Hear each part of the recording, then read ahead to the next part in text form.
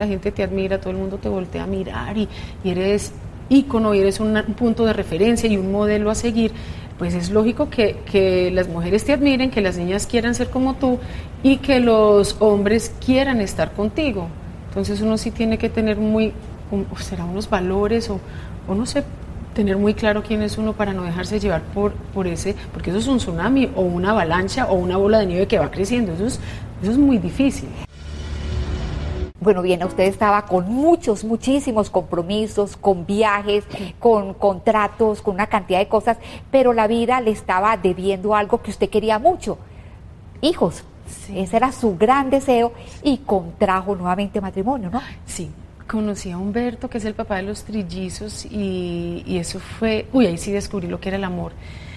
Ahí me di cuenta que yo tenía problemas para tener hijos, entonces gracias a la medicina y gracias a Dios, porque yo siempre decía, la medicina pone un 98%, pero el 2% es Dios, y ese 2% pesa mucho más que el 98%. Entonces yo le decía mucho a Dios y le oraba mucho a la Virgen. Y yo le dije, ay, Virgencita, si quedo en embarazo. Le decía, ay, Dios mío, si quedo en embarazo, yo cuido a mis hijos. Yo te prometo que los cuido, mejor dicho, pero permíteme tener hijos. Yo quiero tener hijos y te prometo que rezo el rosario todos los días. Y así es, quedé en embarazo y mis hijos nacieron en mayo. Iban a nacer el 13 de mayo, que es el día de la Virgen de Fátima. Y se adelantaron, obvio, trillizos, pero ellos eran para el 13 de mayo y aún así iban a ser prematuros, pero el médico me decía, yo creo que nacen el 13 de mayo. Se adelantaron para el 7 y yo ya sé que mis 4 hijos, porque el cuarto, mi segundo embarazo y un niño, nació en mayo también y él debía nacer en junio, entonces gracias Virgencita. ¿Y le ha cumplido a la Virgen esa promesa de rezar el Santo Rosario? Claro, yo, mejor dicho, yo siento como si no me hubiera bañado si yo no he rezado el rosario. El rosario para mí es clave. Y ahorita que aquí en el canal aprendí mucho de eso, y desde que entré en el grupo de Maús no sabía lo valioso que era el rosario, porque era como una espiritualidad nacida de mí misma, pero no era algo como que tuviera un guía. Y ahí, aquí y desde Maús y aquí en el canal, ahí me di cuenta de lo que es, y ahí yo todavía le agradezco más a la Virgen y a Dios porque sé que ellos nunca me han abandonado. Y es muy curioso, bien, ahora que toca la parte religiosa, porque su papá precisamente no era un hombre muy religioso. Es más, ustedes de pequeños no iban a misa. Exacto. Todos en mi casa son médicos. Y yo creo que los médicos, y lo siento así porque he vivido rodeada de médicos toda mi vida, son los seres humanos más buenos que hay. Pero yo creo que por ver lo duro de la vida, porque ellos les toca ver morir mucha gente, sufrir a muchas personas, de pronto se van como algunos distanciando de Dios porque se cuestionarán muchas cosas. No entro ahí ni a juzgar ni nada, sino que son personas supremamente buenas y son llenas de Dios, aunque ellos no lo crean. Pero mi papá, obvio, también, entonces no íbamos a misa, no quería que hiciéramos la primera comunión, y mi mamá nos trajo de Estados Unidos en unas vacaciones y le hicimos ahí sí como a escondidas. Mi papá quería era que nosotros entendiéramos realmente qué lado era el que nosotros queríamos coger y que después ya decidiéramos de grandes. Pero mi mamá ya fue criada con monjas, colegio de monjas, entonces era como ahí, pero también, no íbamos a misa, nada. Y era una parte como muy descuidada, por decirlo así, en mi casa. Pero los valores que aprendí en mi casa son los valores que... ¿Hizo la primera comunión a escondidas? Sí, en La Estrella, con unas monjitas más queridas, pero yo no entendía muy bien el español, entonces era como complejo. Bueno, y admiraba, me llama mucha atención que admiraba mucho a la Virgen María, al Niño Dios, desde muy pequeña. Desde toda la vida, para mí era algo muy extraño. Jesús, María, Dios, para mí eran como todo lo mismo, o sea, era algo muy lindo. Lo aprendí con la oración de mi mamá, del Espíritu Santo, de la Ave María, aprendí el Padre Nuestro, estudiamos primaria en un colegio de monjas en Estados Unidos, en el St. Mary's School, colegio de la Virgen María, y ahí también nos enseñaron un poquito, fue algo, ay, qué bonitos recuerdos. Bueno, viene cómo operó la fe cuando ese matrimonio empezó a irse a pique por problemas con su esposo. Eso fue tan duro. Mis trillizos tenían 3 añitos y pico y es de humanos. El papá de mis hijos se enamoró de otra mujer, me dejó por otra mujer y yo sentía que todo el mundo se me caía. Eso fue horrible, eso fue tan duro, fue desgarrador para mí. Para mis hijos no, porque eran muy pequeños, pero para mí fue durísimo, no, eso para mí fue un golpe muy fuerte. Yo dije, Dios mío, esto es una muerte en vida. Eso es, he hablado con personas cercanas que han sido viudas y sé que la viudez es de las cosas más difíciles que hay, pero yo le digo a ellas, vean, no por menospreciar, porque sé que eso es doloroso. La separación en mi caso era como una viudez, pero con él estando vivo y él rechazándome, eso fue terrible, eso fue algo muy fuerte. Y su autoestima totalmente golpeada. Ay, horrible. Ve, siquiera me preguntas. Yo me acuerdo que los primeros como 6 meses de haberme separado, pues de que nos separamos, de que él me dejó, yo me miraba al espejo y ya entiendo las personas que sufren de anorexia, porque yo me miraba al espejo y me veía como una mujer viejita. Claro, porque es que si él me rechazó, si él todo eso, decía, yo soy vieja, todo lo que uno se mete acá en él. Y después cuando alguien se me acercaba y me decía, ¿cómo estás de linda? Yo miraba a la persona y decía, a ver, este tipo está loco. Como que no decía, eso no es cierto. Pero al cabo de 6 meses empecé otra vez a verme como más joven y decía, ¡ah! ¿Cómo así? ¿Cómo así? Yo no estoy tan viejita. Fue un aprendizaje, pero eso es ir creciendo el amor propio. Exactamente. Tenía usted algo que deseaba muchísimo, los hijos. Sí. Sus 3 hijos, o ya en ese momento 3 hijos, ¿cierto? Sí. Pero estaba pasando por la peor tragedia, sí. Amar y no ser amado, ¿no? Sí, uy, sí, eso fue durísimo, eso fue muy duro. Yo vivía como partida en 2, tenía mis trillizos, unos bebés, la cosa más hermosa y divina del mundo, y por el otro lado esa soledad fue muy dura, eso fue muy fuerte, eso fue muy, muy duro. Incluso cuando uno recuerda eso, me sigue doliendo, sé que ya lo he superado, pero no deja de irse ese dolorcito. Es como cuando murió mi papá, claro, que eso fue durísimo. Si me acuerdo de él, me sigue doliendo. También se ha superado, pero sigue doliendo. Fue algo muy duro y también sé que es de humanos, Y lo entiendo a él. Creo que estar casado con Viena Ruiz en su momento era una cosa muy difícil, porque en el matrimonio y con los trillizos yo estaba ahí sí en el top. Ajá. Era la de Los secretos de Viena, Los secretos políticos.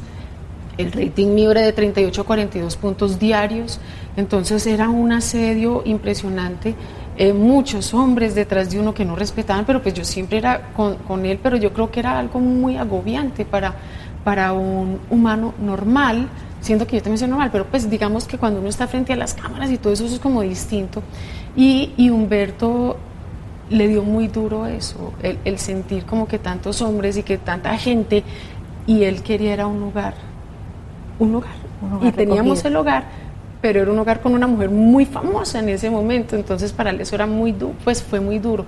Yo creo que eso fue lo que hizo como que él dijera, esto es un voltaje muy alto para mí.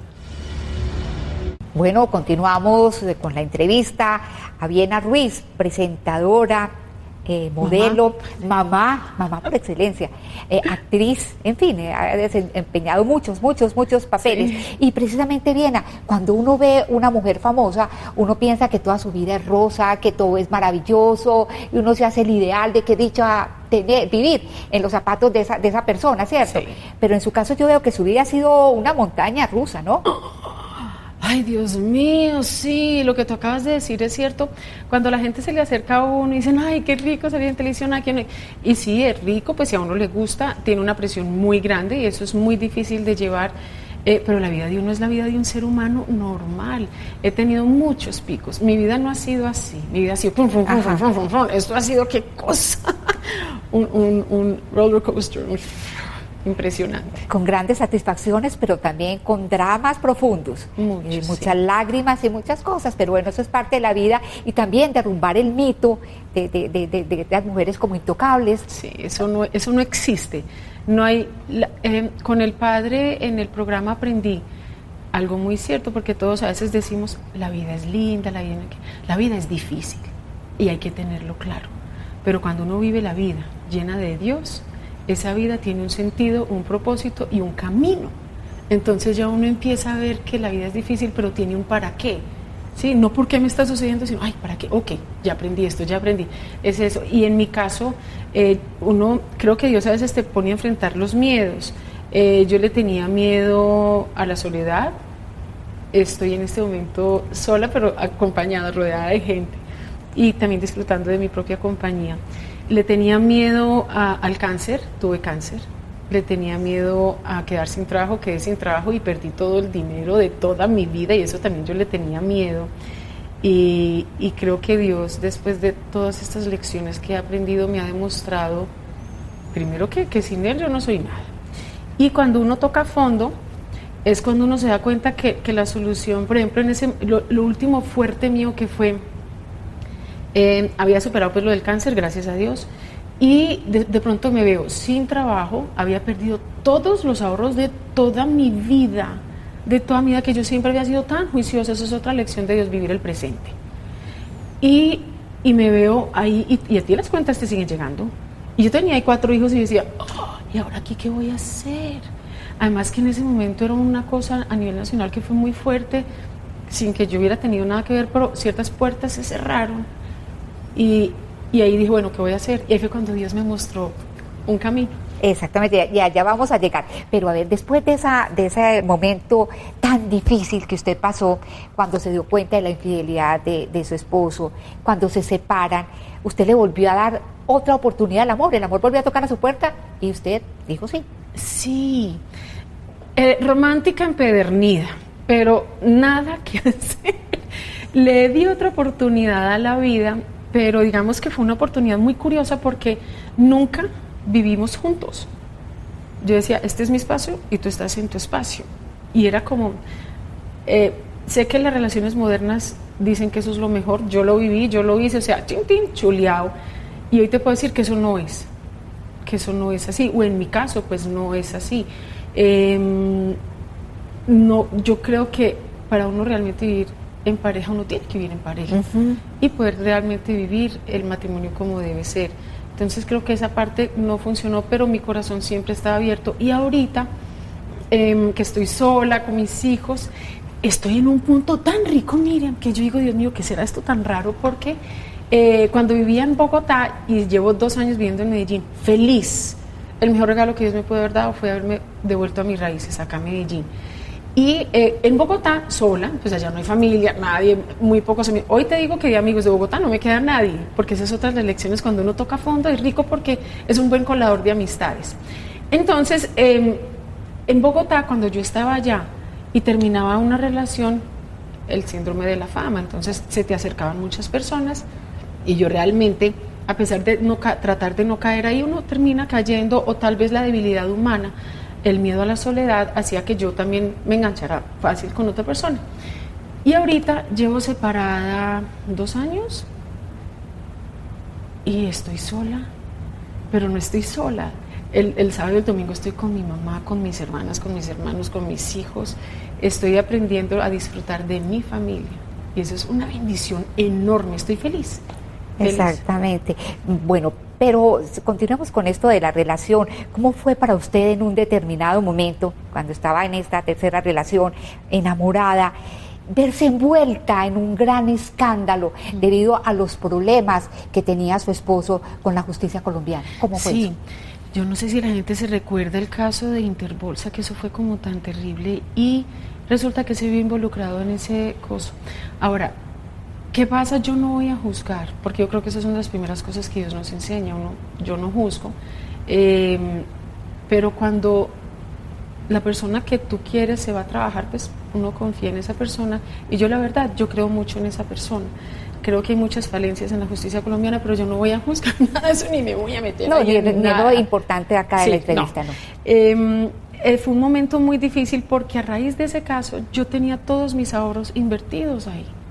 Tenía toda mi plata invertida ahí.